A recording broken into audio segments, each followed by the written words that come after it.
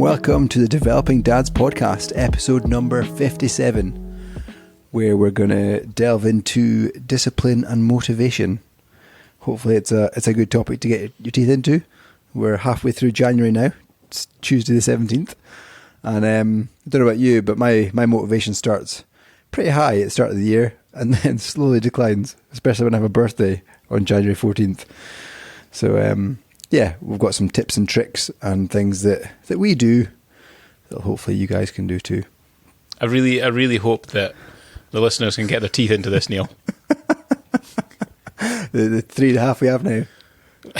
It's just the choice of words, Neil, was just it blew my mind. Teeth, you know. I'm pretty sure we're in their ear holes.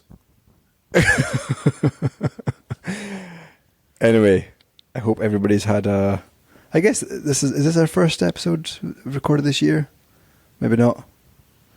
I don't know where I am. I mean, you know, it's the 17th of January, and I've lost track of what's going on, what's happening. You've lost your car as well, haven't you? Well, this is the update, right? I think lost is a slightly dubious term.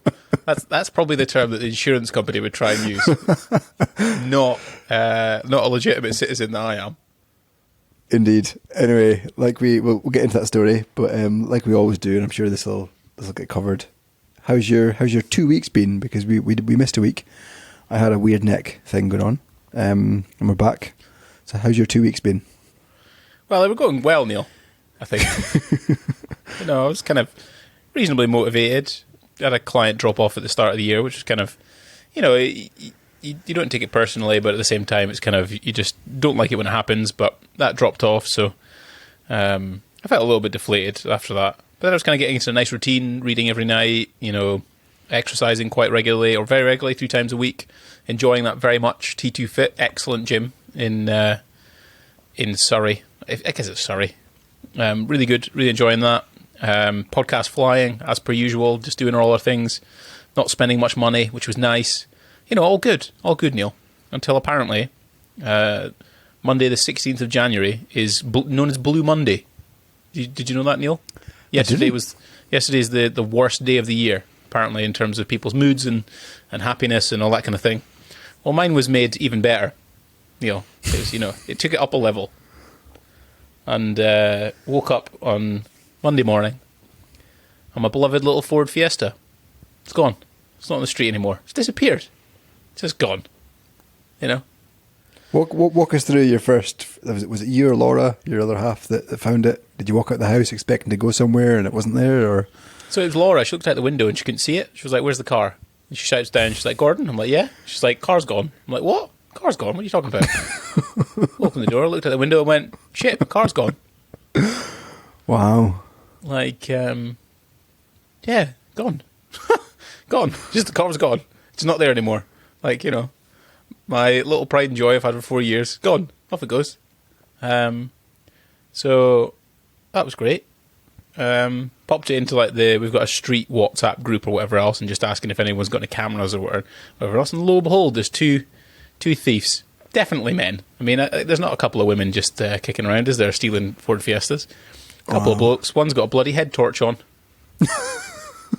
And I just, you know, couldn't believe it. Just they've managed to somehow get into the car, start it up, and then drive off. And that was that. Like, it's gone. Wow. Yeah. It's just something you don't expect. Especially a Ford Fiesta. In a modern car. Like, what state of society are we in that it's that easy to steal a car? Genuinely. Like, like, we have rockets that firing their way to Mars, right? We've got satellites going into orbit. We've got internet speed that's like 1 gig download speed. You've got a bloody website called ChatGPT, and you can ask it to draw a picture of a horse with a man's face and a beard having a bath in Heinz tomato ketchup, and you still manage to get yourself like a picture out of it. And we can't build cars nowadays that you can't steal. Like, how does that work? Yeah, I'm surprised. Like, do you not have an alarm?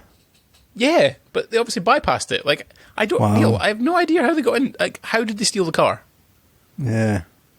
So, and it's not an old car. It was built in 2015. Mad. So, anyway, what's the insurance or police or what are they saying? Well, I'd say the police were all right. Kind of what you'd expect and hope from them. They take your details and they put it on a crime network thing, and the NPR or whatever will pop up if it pops up. You then get a phone call from sort of a liaison investigation officer or whatever else, and then they ask you some questions about the car and what's happened to it, and what it was like and what was in it and all that kind of thing. And you have kind of a long conversation with them. Then I filed a report with my insurance company, which you do, right? And then they send you a generic email back saying, hey, we'll contact you within 24 hours, our specialist team, blah, blah, blah. Well, they didn't contact me in 24 hours, did they? Did they, Neil? Of course they didn't. Why would the insurance company want to give you money? Yeah. So then I had to sit on hold on my phone for 2 hours, at least 2 hours, trying to get through to someone to talk to them about the fact that my car's been nicked. Wow. And then this is the mental thing about insurance, right? So you have to have insurance of your car, or you get prosecuted, right? You get points in your license. Okay, it's against the law. Can't drive a car without insurance. Okay, right, great. So I've got my insurance. Talking it through. You get grilled. Obviously, you have to take a statement. And it's like, did you lock the car? Yes. How many times did you press the button on the lock? How do you know it was locked? It's crap like that. You're like, are you trying to make me slip up so that you don't pay out? Yeah. Get away. Get out. Get out. Anyway, so go through that rigmarole and that chat and that kind of thing. And I have no claims protection on my insurance, right? So 4 years, no claims. 5 years, no claims insurance. Protected, right? No. Apparently not. So my car's been nicked. And basically what happens, you get a black mark against your name because you made a claim. You still can keep your no claims discount, but there's a black mark that ultimately results in your premiums being higher because your car got nicked. Right? God. And I was like, hold on a minute. Hold the sausage on this one. Right? You're telling me that I've had my car stolen and I have to bear the brunt of the cost of that. Like, I'm basically being persecuted as a victim of crime. And she's like, yeah. I'm like, well, that doesn't make sense. She's like, well, we could take that black mark off if they catch the individual who stole your car, then they're prosecuted, and then they pay the money back for obviously the fact that they stole your car and damaged it. And I was like, do you know the statistics of crime in this country where 90% of them don't get solved? Like, are you seriously telling me that I have to now pay a higher insurance premium because someone else stole my car? And she's like, yeah, but someone has to go. I'm like, no, the insurance company has to absorb that cost, and that's them to then make sure that crime doesn't happen. Maybe they help fund the police. I don't care. But at the end of the day, why am I paying? Why am I the one that has to suffer because someone else stole my car? It doesn't make any sense. This whole thing's fucking nuts. Yeah. So here we are. I'm a happy man. Are you getting a hire car? What's the situation? Oh no, that's no. So you only get a courtesy car if your car's in to get repaired, Neil. Wow. Get repaired. Yeah. Yeah, because you have to pay extra for that, don't you? You have to pay extra if you want to hire a car. Jesus. So, nah. And then she's like, oh, it'll be 3 to 5 working days before they do an evaluation of your car and how much it's worth. And I was pennies, probably. I was like, right, well, just, this call's recorded. So I want the full £8,500 that I paid for that car. She's like, you won't get that. I was like, well, I've already done research, and it's actually worth more than £8,500 with 40,000 miles on the clock. And she was like, yeah, you won't get that. And I was like, nah, that's not happening. So you're messing with the wrong man. I will fight tooth and nail. But it's just a farce deal. I just, Oh my God. The things that I would do to those young men that stole my car are unsaid on a podcast. Let's put it that way. Yeah. Oh, I wouldn't wish them death, but I'd certainly wish them close to that, and they'd have to live with it because it's disgusting. It's just, it's just disgusting. It's just annoying. It's just shit. Who the fuck are these people? And it's an object. I get it, and we'll get out of a car, whatever else. But sorry to anyone who's listening to this podcast, but it's a little bit of a rant and quite depressing. But it's just like, the past 2 years I've spent in godly amounts of sums of money to do the house. And the car was running fine. I just had it serviced and MOT'd. Full tank of fuel as well, Neil. Yeah. I mean, there's still hope. They might find it. I'm not resting on it, to be honest. Like, it's just... Because even then, let's say they pay me out for the car, right? Now the insurance company owns it, and they're like, oh, you can buy it back off us. Can I? Thanks very much. Appreciate it.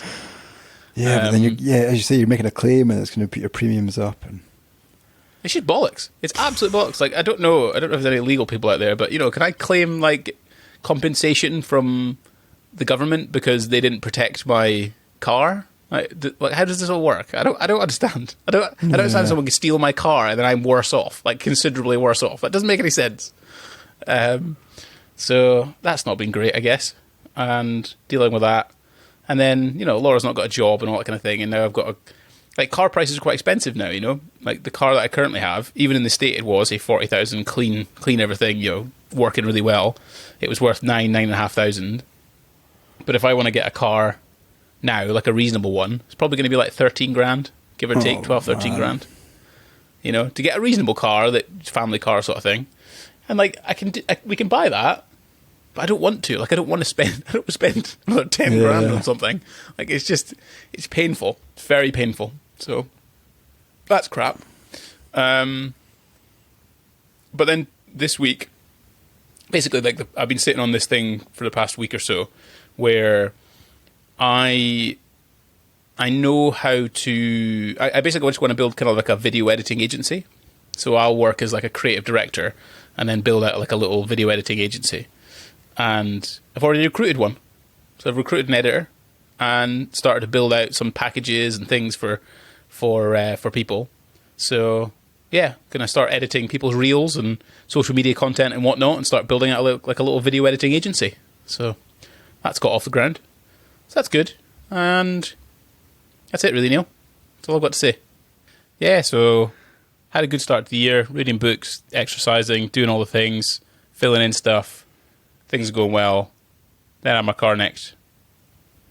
And that's about it, really. That's me, Neil. I'll give up now. Because, to be honest, if people have managed to last to this part of the podcast after that depressing speech, then you've done very well. Anyway, how's yours, apart from getting some weird sexually transmitted disease that caused you to have a bad neck?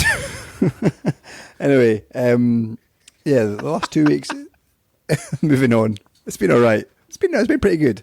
As you say, like the first week of January, hit the ground running, did my 10,000 steps a day, got in some books, finished a book, actually. I finished a book for the year, which is nice. Discipline is Destiny by Ryan Holiday. It's a great book. Made me think of this episode. You love reading Ryan Holiday stuff and thinking, I know what, I'll talk about that in the podcast.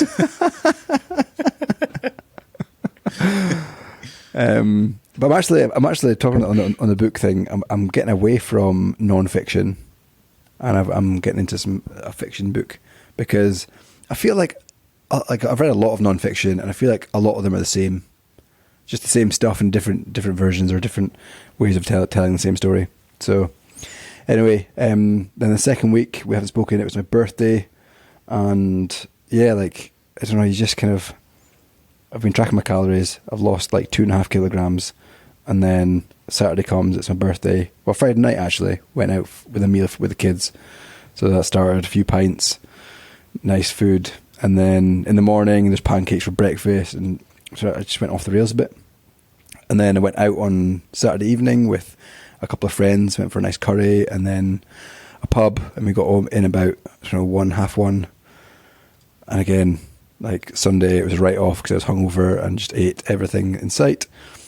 So Monday I was feeling a bit sorry for myself, and then today's Tuesday, and I've kind of gone back on the wagon. I've done my 10,000 steps already. I've done 15,000 actually today. And Gordon's just telling me to go easier on shouting. Yeah, I guess, and this kind of dovetails nicely into the topic of motivation and discipline. And you kind of, at the start of the year, most people set goals, and I wouldn't be surprised if by the end of January or most of the way through January, people kind of fall off that bandwagon. And yeah, let's kind of dissect why. And you don't have to talk. You don't have to talk that quietly, Neil. I was just saying that you're peaking on the old vocals. But yeah, motivation is kind of interesting because you get the classic 2 weeks. You know, you start your 2 weeks and you're like, oh my God, this is going to be unbelievable. It's going to be the best year of my life. I can't believe this is going to be incredible. We're going to fly. Not that I felt like that, actually. your car gets nicked. But my car gets nicked. Oh, I hate people. I just hate them, Neil. It's just, I mean, I tell you, it's just, what do you do? What do you have to do to not have your car nicked? Park it in a quiet street. It's locked. It's got CCTV around it. I've even got a new... The even funnier thing is, I've got a brand new driveway just made. Beautiful new driveway. Lovely. Right? Do I have a car to park in it? No. Great. Money well spent. Oh dear. I've got a friend who travels to London quite a lot. He was in London and got a phone call from his neighbour in the morning saying his house had been broken into. Shit. And they were looking for his car. Edinburgh. In Edinburgh? Wow. New build, and they were looking for his car keys because he's got quite a nice, relatively rare Golf, and they took nothing. Like there was iPads and stuff lying around. They took nothing, but they ransacked the house and were looking for car keys. They didn't find them because he takes them to London with him. But yeah, it's just now he feels weird because like he goes into the house and he knows people have been there, and the police still think he's a target because of his car. So he's like, he doesn't have a garage to put it in. They obviously now know that that house has been marked with his car. So it's like, yeah, horrible feeling. And he thinks they're going to come back when he's there because the car keys will be there. So it's like, go park the car somewhere else. Yeah. That's what he's thought about putting it like at the airport when he's traveling down and keeping it down the street somewhere. Or you just live life like horrendous. You just live life like you're going to get robbed, Neil, and just don't have any nice stuff, right? Just going to not have a house. Not the only thing you can't really steal in this house is the actual house. Don't have anything in it. Just have a house. Don't buy a car. Walk everywhere, barefoot, obviously, because they'll just steal your trainers. Yeah. Yeah, it's kind of I don't know how to feel about it. I think initially I went into rational mode where I was just like, it's just a materialistic item. It is what it is. Like, what can you do? But then I guess today I've just felt a little bit more kind of. It just feels really tedious. The system, like, it's not a system set up to support the victim whatsoever. In fact, yeah, it feels like the system is set up for a criminal. Because let's say the criminal gets caught, right? What are they going to get? A community order for stealing your car? They're not going to go to jail for 20 years, are they? They're not going to get their hand cut off. They're not going to get, like, something horrible happen to them. And they're not, most people reoffend. So it's not like they're going to be rehabilitated to be like, oh, I'm really sorry. I shouldn't steal cars. But like, they're not going to get found. I mean, police are not out there looking for your car just now. No one is. So, but that's the thing. Like, and then it's the victim who has to pick up the pieces. It's me. It's me who has to pay for the fact that I had my car stolen. It's like almost like a courtesy. It's like, hey, by the way, can you just steal my car so I can pay you? Can I pay you to steal my car? Thank you very much. And the whole system's kind of just. It's not. I'm not sitting here like suggesting it's rigged or whatever else it is, but it's certainly not there to support me. Like, I've had 2 phone calls from the police. No one's phoned up and gone, actually, you're all right. Is everything okay? Like, yeah. Nah, of course they haven't. No one gives a shit.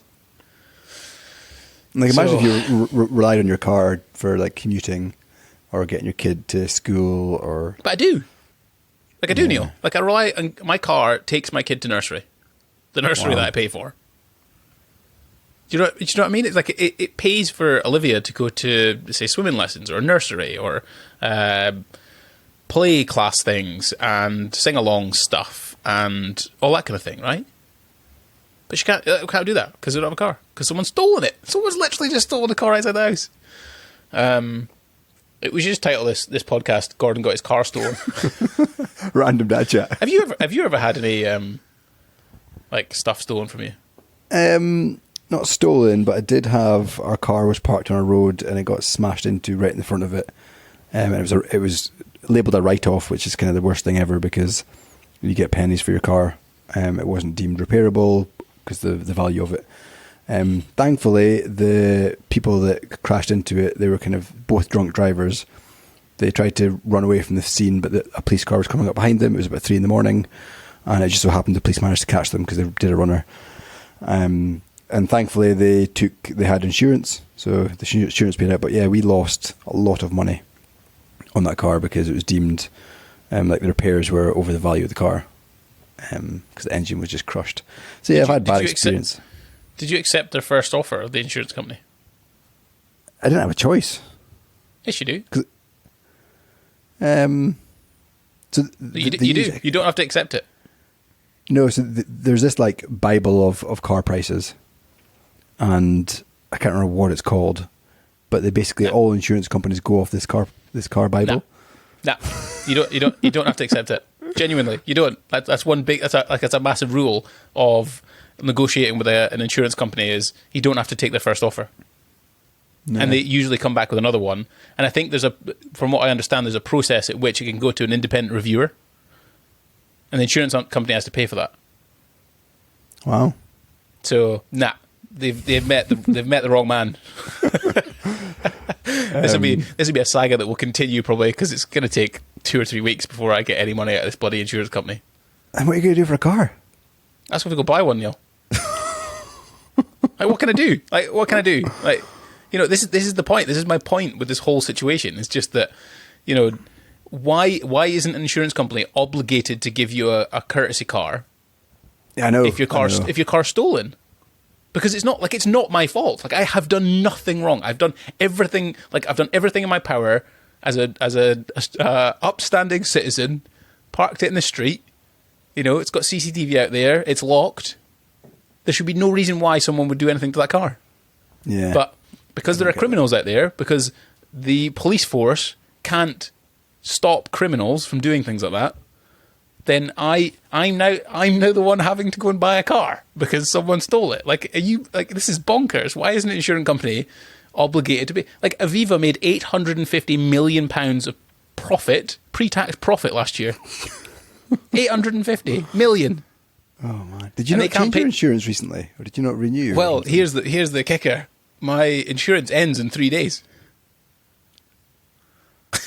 So what happens?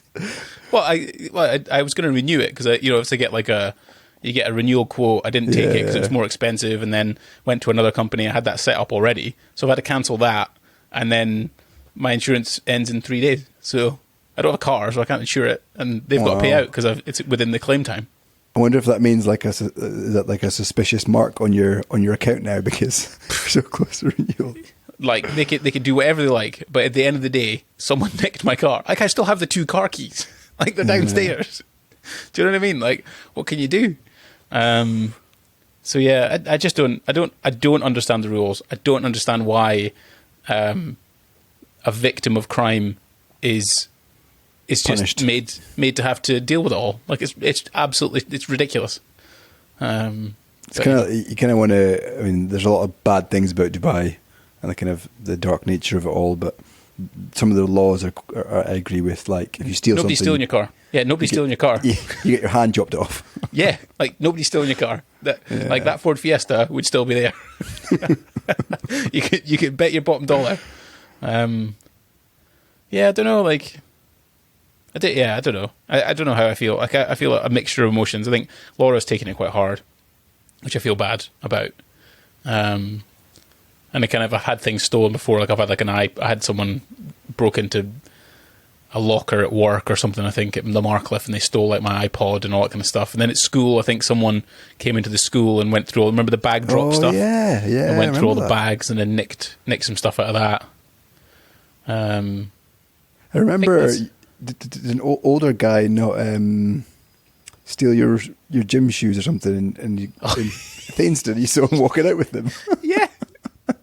Yeah, that was another one. Yeah, I've not had you put them in the locker. Nicked. Eh? I've not had anything a lot of nicked. stuff. I've had a lot of stuff nicked. I think. I was in a bar. I had my bag nicked. I had my laptop and stuff in it, and all sorts of bits and pieces that got stolen. So yeah, I've been quite a bit of a victim, Neil. No, I'm quite traumatized, as you can probably tell. Criminals. So I guess the problem with this podcast is that we're supposed to be talking about motivation and discipline, but it's quite difficult to be motivated when some miserable fucking criminals decided to just steal all your stuff. I mean, thankfully, the only thing we had in the car was a car seat and a car base thing.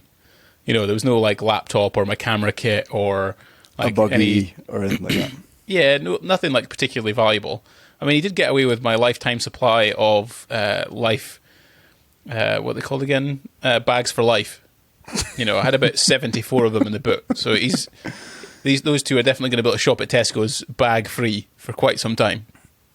I wonder what they're using your car for.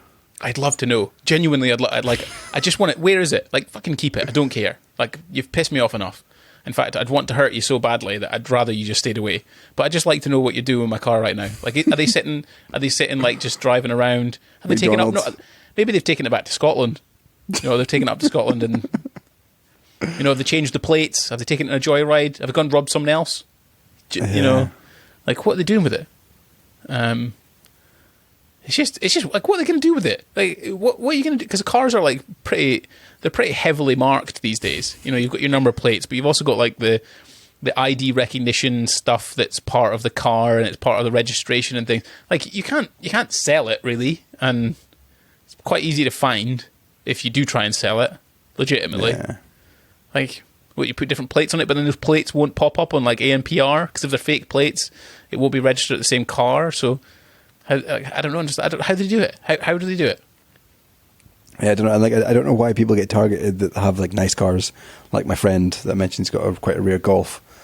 Like, what can they do with that? There must be a way to change it somehow, because they wouldn't target that kind of expensive cars. Yeah, I don't know. I mean, we'd be shit criminals though, wouldn't we, Neil? If we went around trying to nick cars, we get caught immediately.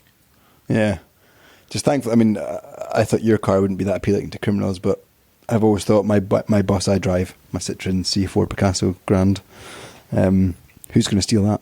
But you never know. I mean, who would steal a Ford Fiesta? Yeah. Like, what? It's on the stolen car market. I can't imagine it's worth much.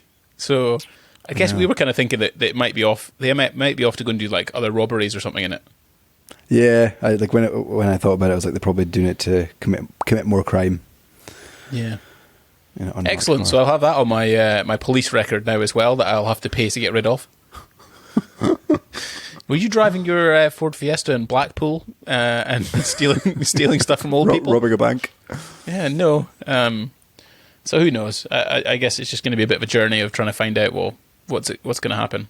And it's when the kind of like the initial thing sets in. I was kind of going rationally about it, and it is just a materialistic item, right? No, it's just a car. Like, yeah, but the fact you're going to lose money either way. Well, there's kind of like, I guess there's kind of like a way to look at this. I don't know. Were you looking at Mo Gaudat's Instagram? Yeah, mad Deported. Story. Spent 3 days in like some kind of area. Yeah. Because Mo Gaudat, the happiness expert person, he's on a bunch of podcasts, Google X CEO or something like that. But basically, he got detained in America for not having the right visa stuff or something like that, and he had to spend like 2 or 3 days in like a deportation cell or some rubbish like that. But you know, he did have a bit of a spin on it. He's kind of like, you know, I got a bit of peace and quiet for 3 days and had a bit of time to myself and enjoyed it and didn't have any issues and all blah blah blah. So I guess I was kind of taking that route where it's like neither me, myself, Laura, or Olivia were hurt. You know, there was no negative consequences of that. If I actually think about it, I probably would have upgraded the car at some point in the next year or two. So, like, if I get what I want off the insurance company, you know, is it a loss? Maybe I probably could have just like decided I'd rather not have bought it now and then delayed it a year or two. But if I just buy the car now that I was going to buy anyway, then does it really matter? Probably not. It's just all those kind of things, right? But the only thing that hangs over it is just this insurance company. Are they actually going to give me what I deserve? Like what it should be, not what they think it is. Yeah. But there is that whole thing of trying to, I mean, Mo Gaudat takes it to the extreme where he looks at all the positives and like almost says that there's no negatives to a situation, which I don't know if I agree with. I think there's... Oh, no, there's definitely negatives to this. Yeah, but it's also a good idea to identify the negatives and think through them and not just think like everything's sunshine and roses no matter what. Yeah, the happy clappy attitude. I'm like, oh, I got robbed. It's amazing. What an experience. I can't believe it. This is just, I'm so happy this happened to me. Like, no, I just rather it didn't ever, you know. The point of this happening is just, it's just crap. So, I don't know. Have you got any more questions about it? You know, I could probably keep talking. We could just call this Gordon got his car stolen, and then use motivation and discipline for the next podcast. Yeah, I guess we can turn this to a random dad chat. We can get off the car topic. Oh, are you bored of that now? Are you? 32 minutes of cars. How's Olivia doing? How old is she now? 18 months. Oh, she's in a foul mood, Neil. Oh, I tell you, this is. This is random dad chat, and this is a good one, but it's kind of, I don't know, like, you went through this, I'm sure, and I'm sure you've gone through a while, but I think generally kids between about 6 months and 3 years have ups and downs of, what's it called? Separation anxiety. Yeah. So she'll wake up screaming and just shout mum for the next, 2 hours. Oh my God. You know, at 3 o'clock in the morning. Oh no. And I can't console her. It has to be mum. Yeah. So that's happening. And then she's got another cold from nursery, so she's just streaming. And then her teeth, proper molar teeth are coming in. And then the other day she headbutt the waterfall quartz top thing. She headbutted that. In a tantrum or accident? No, she was just spinning round, you know, just doing a silly spinny round thing, and then just fell over and just went nut on the edge of the quartz top. So, having a great time. Yeah. So great news. You know, just the great news all round. But no, like generally speaking, certainly there was one day very recently. I think is one of my favourite days I've had with Olivia that I can remember. And it was literally, we were just playing at home and just kind of, she was getting to that size and age and capability that she quite likes rough and tumble to some extent. Like, not rough and tumble in the sense of, you know, your boys, I'm sure. But she certainly likes kind of getting thrown into pillows or jumping into something, or me jumping with her into the bed, or, you know, those types of things. And that feels really good. That feels really nice. Because it's something I'm a bloke, I can relate to it, right? I can understand it very easily, and we can really laugh and bond, and we're you know, we could laugh and giggle about it for hours and hours and hours. So it feels really nice. And that's been really good. And I think, you know, sometimes I think she's just having some off days with her separation anxiety stuff, and yeah, I can't blame her. She's only 18 months old, but yeah, you'll get to see her. Neil's coming on Friday, aren't you? It's Tuesday. You'll be here Friday. Yeah, I'll get to see her Friday night. I should be there for bath time, which would be nice. What time? Arrive about 6. Oh yeah, that's fine. Bath time starts at 6:30, so, and it's just me and Moen, so I can sit and supervise you, make sure you're doing it right. Like I've not had enough experience. Yeah, exactly. Not enough. So, how are the boys? How's Olivia? Not Olivia, Isla. Yeah, they're good. Just talking about rough and tumble. Most evenings, I kind of play fight with them now and chuck them up and down, and they love it. But either I take it too far or Ben's a bit sensitive, but it always ends in tears with him. Like I either lift him up too high or maybe hurt him a little bit, but not too much, and he just goes off crying to mum. But Lewis and Isla love it. So yeah, no, it's good fun. Isla's really kind of smashing her school. We had so every week we get a reading book for her, and then it's like a reading diary we fill in. The teacher filled it in and said that she sees a massive improvement since the Christmas holidays. So yeah, it's positive with her reading. A big milestone actually. We filled in the boys' application forms for primary school. So in August, application forms. Yeah, you got to apply for primary school. Why are you applying, Neil? Because it's not. Just turn up. No.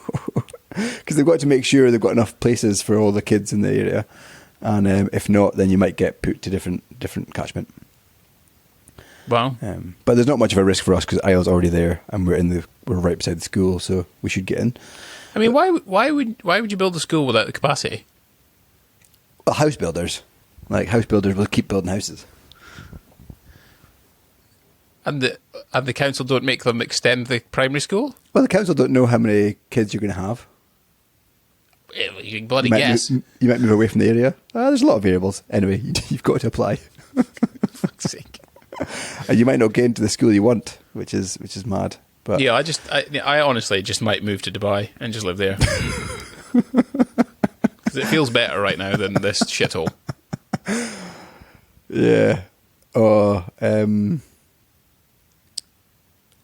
Yeah, so all my kids will be in school in August, which I think is mad. Like, I feel I'm young, but I'm getting old at the same time. Like saying all my 3 kids are in primary school, which is mad. Other news in my life: Rebecca started her course, so she's 2 weeks into it now. Got her first project, so she's doing a UX UI course with some university. I should really know, but anyway, she gets a diploma at the end of it, so that's exciting. And that means you're going to have to... When does she start getting paid? That's all I'm interested in. Like, qualified, not interested. When's the cash coming in, Neil? So we're aiming for after summer, when the kids are all in primary school. So there's 5 days of childcare. That's the kind of... Childcare school. So hopefully, yeah, Christmas we'll fly jet set somewhere with her 2 incomes, which we haven't had in... It'll be 8 years. Bloody hell. Living off 1 income, which, like, I was chatting to a friend over the weekend about it, and it's taught us a hell of a lot about, like, budgeting and just what we can live off. And, like, yeah, I've got a friend who's buying a house just now, and they're getting us a decent house, like they deserve it, but they're matching their mortgage on both salaries. We've never had to do that, so we've always kind of gone to the mortgage that we can afford based on one salary. So. And I think that's it's been a good thing for us, because when Rebecca does start working, we're going to be living up. I think it's lucky based on the fact that you live in a certain area in the world that you're able, or certainly in Europe, that you're able to do that, right? Because if you were in London, you'd be screwed. Yeah, I agree. Like you just couldn't do it. But you couldn't do it. And yeah, no, I think. Yeah, from an income perspective, like, I think I've only ever done 6 months or something like that. I think from a sole income provider perspective, and there is that I guess you just start to live within your means to some extent. Yeah, that's just kind of what happens. I think you just you stop buying luxuries. I think kids do that to you as well, because they make you realize. First of all, they make you realize you don't need a new pair of shoes or more stuff. But also the fact that kids just cost more. Your budget's already hampered, so you're like, probably not going to spend £300 on dinner because you can't really. You know, exactly. You just be bankrupt within 5 minutes. It definitely makes you prioritize things. Yeah, because you have to, really. But I think if you had the extra £2,000 a month or whatever it would come in from a decent salary, I think you probably would have spent that, and you probably would have used it. Like, you wouldn't have saved it realistically. You'd have spent more on something else, or you would have got a double mortgage, right? You would have got a 2-person mortgage. So you just end up living within your means to some extent. So if you're rich or you're poor, you just end up living within whatever that looks like. And yeah. If you're all right not going on Instagram and looking at people popping bottles of champagne in Las Vegas, then you'll be all right? But I think you're right. If Rebecca was in a career and doing really well, and we're going for a mortgage, we'd be looking at house prices within that kind of bracket of a dual mortgage. Absolutely. You'd have lived in a nicer area, closer to public transport, probably more space, a bigger house. You may have made some like home improvement stuff, because that's just what you do. And because I think I was talking to this about basically our driveway done. Lovely, great enemy in the Surrey, London area. Guy called Simon Jobson, absolutely like fantastic. He's done such an amazing job. So you're looking for a driveway, by all means, hit him up. Like he's like an old school, like Simon Jobson 11 on Instagram. So anyway, he's brilliant. But he was telling us about like some of the massive houses he does in Surrey, like huge ones, huge footballer houses. £60,000 gardens and driveways and all sorts of stuff. Yeah. Wow. And one his sort of apprentice guy, Bill, said, "Oh, yeah, the houses are too big." And I was like, well, I used to live in a flat. I lived in flats from probably the age of about 18 until I was maybe 23. And the flats were, one bed flats, right? And then I moved to a house and I was like, why was I living in flats? Like, it's unbelievable having a set of stairs, isn't it? Yeah. And then I lived in that Downham house, 2-bedroom place. And I'm like, how did I live with such a tiny kitchen? Look at the size of the kitchen I have now. And it just gets bigger. It just gets bigger, doesn't it? You just adapt to the situation that you fundamentally have. And if I'd never experienced a bigger kitchen or a bigger house, I wouldn't have I would have been like, okay, fine, that'd be nice, but you're right. So you'll get two incomes, Neil, and when Rebecca becomes sort of very steady in that job at some point, you'll want to move. Like, you'll be able to afford a bigger mortgage and a larger house if you want to. So no doubt you'll do it. A special guest. Have you? Who's the special guest? Do you want to say hello? No, it's Isla. She should be sleeping. At 9 p.m. What's she doing? Do you want to say hello to everybody, Isla? No. Okay, we'll go to bed then, because I've got 10 minutes left. Is Rebecca off out tonight, is she, or is she just on your own? Yeah, she's at friends, so it's just me babysitting. Oh, that's all right. But Isla should be in bed. Although she's getting, like, I don't know, I keep forgetting she's 8 in February, and yeah, I don't know how much longer I can keep these early nights. Same time as the boys. Yeah, you're starting to get to the point where that's not going to happen, is it? She can stay up, because what time do boys go to bed? 7, half 7. Yeah, so Olivia goes to bed at like 7, half 7, right? And she's 18 months old. Like, I'm not sure that Isla should be going to bed at 7, half 7. No, so her bedtime's 8. But it's, most nights she struggles to get to sleep at 8, which is fair enough. Yeah, like as long as she's in bed before the watershed, like 9 p.m. I think to me that's still like kind of that old school thing in my mind, is that adult time is from 9 p.m. onwards. Like, there's not children, right? You're drinking, you're watching things on TV that kids shouldn't be watching, that kind of thing. Yeah, I agree. So holiday time at the end of the summer, what's that going to look like? Well, on our kind of my goals for the year was a Euro trip, and I think we can make it relatively cheap with the kind of points we have. So Rebecca won't necessarily be working, but I don't know. I'd love to, like, my goal, whether it's this Christmas or next Christmas, but to go away somewhere for Christmas. Like, ooh. I know that's a big goal, and Isla's looking at me like this. Why don't you come to ours?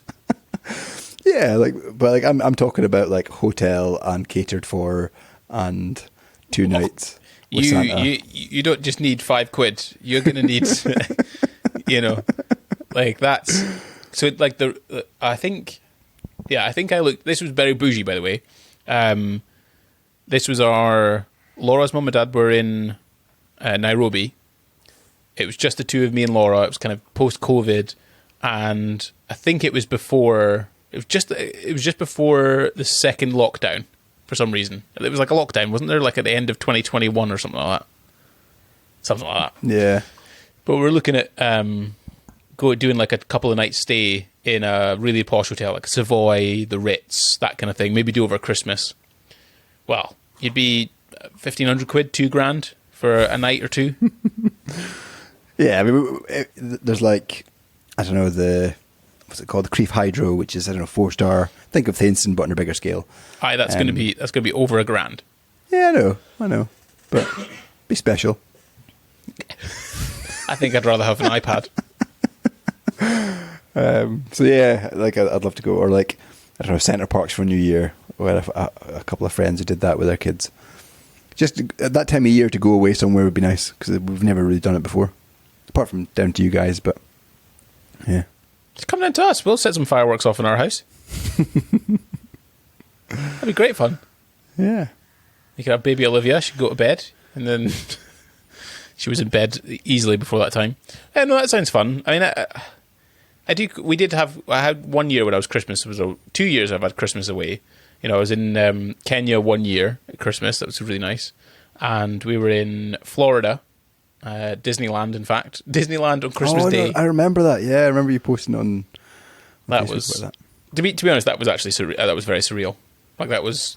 It's mad to think on Christmas Day we were running around Disneyland. Was it busy? Rammed. Yeah, fair.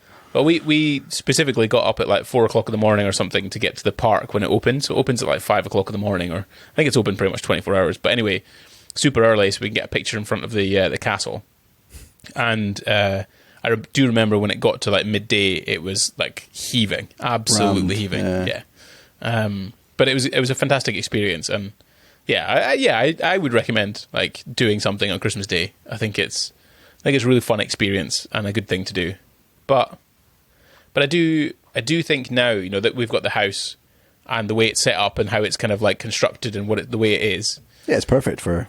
Yeah, it felt amazing. Like it was so good to have David, Denise, Laura, Olivia, Jack, and Catherine all round, and we all sat around a table and we could all like talk in the same area, and we all drinks and snacks, and it was just fantastic. It was such a brilliant space to be able to do it in. So, yeah.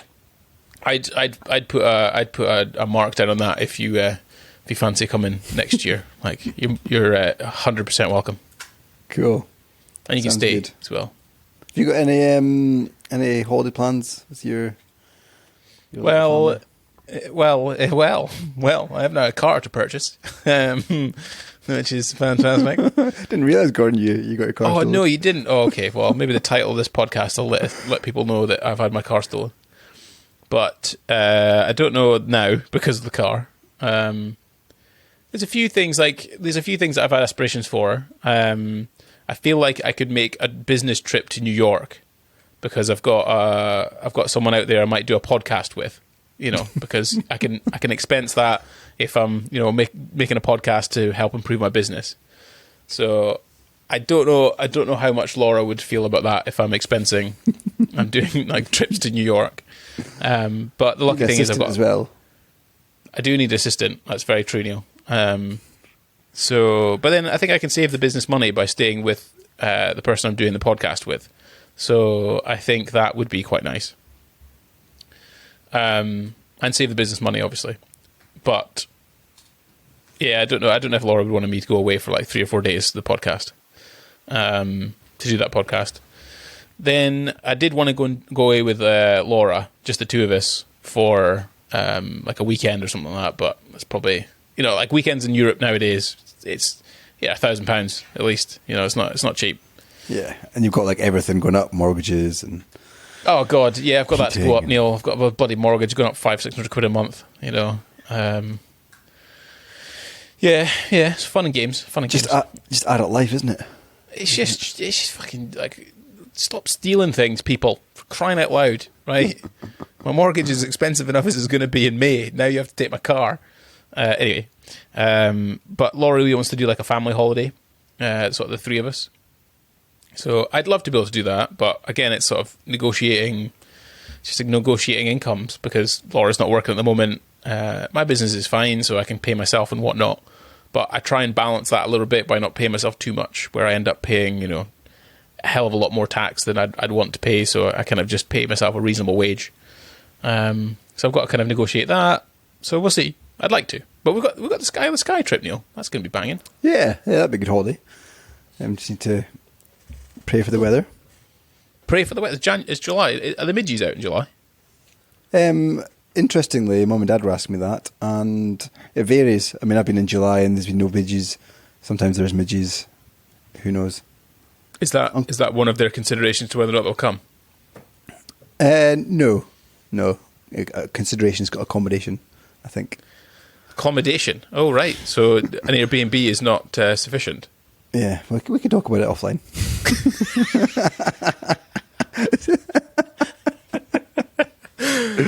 Okay, Neil. Well, we should talk about it offline.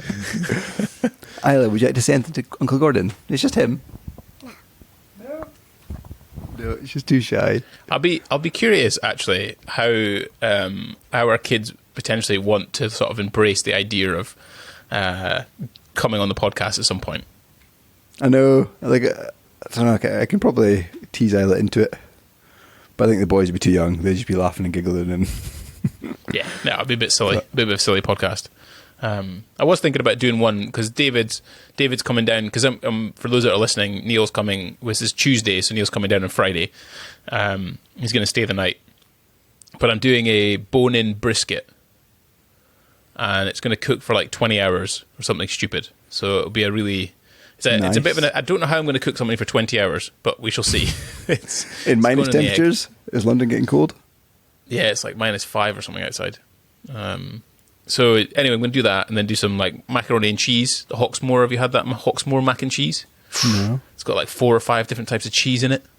Wow. Going to make a bit of that. David, and then some like veggies or something. I've got David coming down because Laura's out with Denise for a Cirque du Soleil thing, so he's up in his Todd. So he's going to come down and have a couple of beers and a bit of wine. And I've got my other mate who's got a PT course thing coming. He's staying. His name's Aidan. Oh. So we've got 4 of us. 4 of us going to have dinner on Friday night. Am I sharing a bed with him?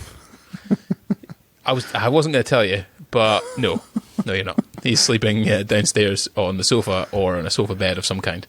Cool. So he's been relegated because I was like, I'm sorry, mate, but you come second to my brother. How about that? Nice. So yeah, so I'm looking forward to that, and it's going to be. I was thinking about we could do a four-person podcast, maybe, Neil. How would that thing? I'm talking about dad life. Oh wow, is Aidan a dad? Nah, but he's like 23 or something, and I'd like to hear him. Ask questions about dad life. Yeah, I mean, I was 23 when I had my Isla. Exactly. You could tell him it was a terrible idea, and you should wait many years longer. Yeah, we could see how it turns out. All right, okay. But I like the in-person ones; they're much fun. I'm up for most things. Yeah. Are you? Not getting my car stolen. Not up for that. Oh, Neil. Anyway, I'm looking forward to Skye. I decided to reach out to Talisker because we're hoping to get a podcast recorded there. Oh yes, that'd be a good idea. Right, you've got to make that happen, Neil. Yeah. I mean, there's 4 distilleries on Skye, so at least one of them's hopefully going to take us. Right, so by the next... Can you email them all, like, tonight or tomorrow or something? Tomorrow, I'll do it. And tell them we've got billions and billions of listeners.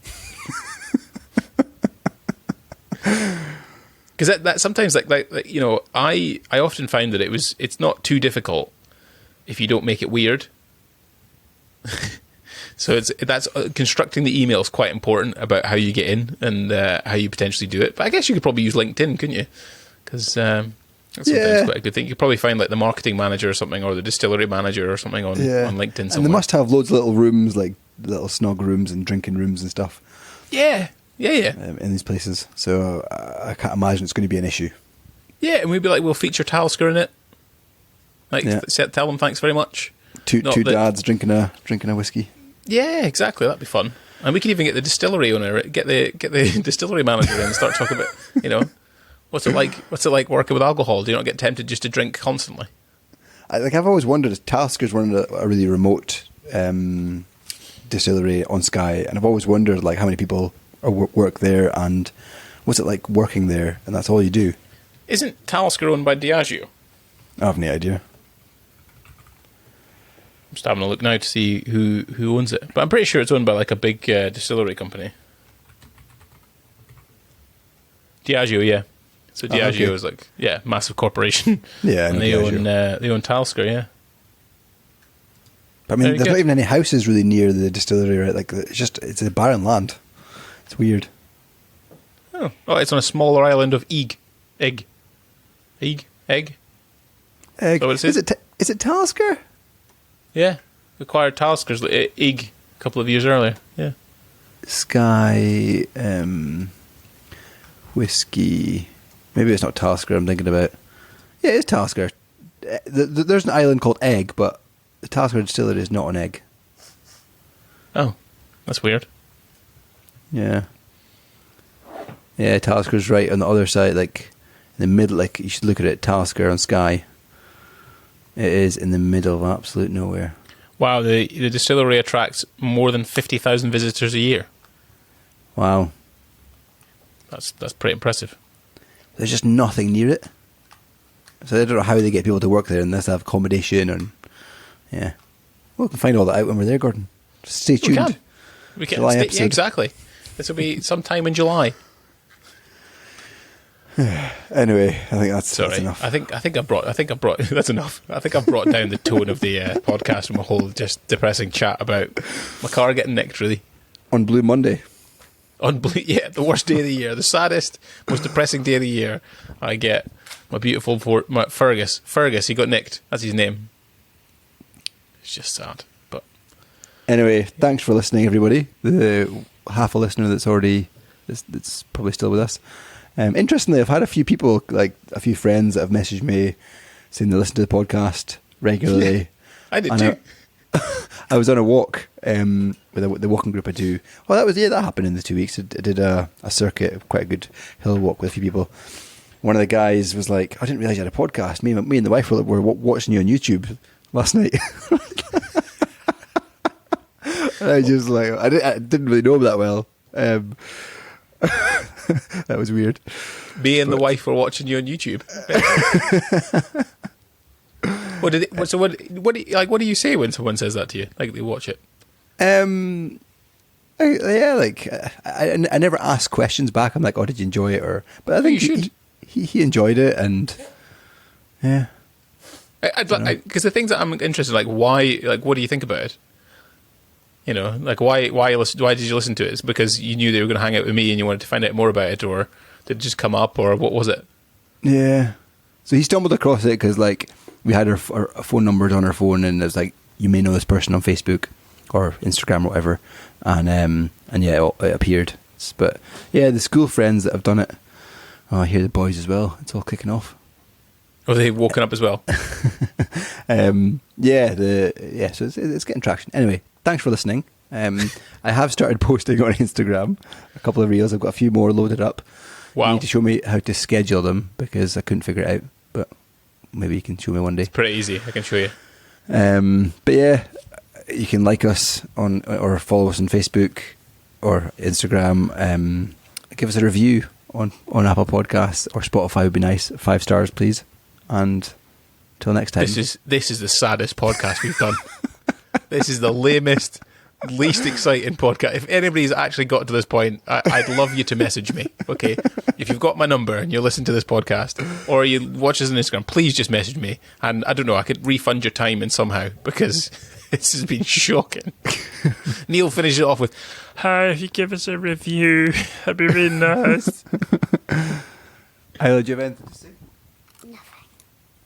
Nothing. All right. Well, yeah, thanks very much for tuning in. I'll let you know how my continued debacle goes with my fight against the insurance companies within the United Kingdom and criminality that involves stealing my beloved Fergus. So we'll see you in the next one, I guess, Neil? Cheers. And you can get your teeth into it.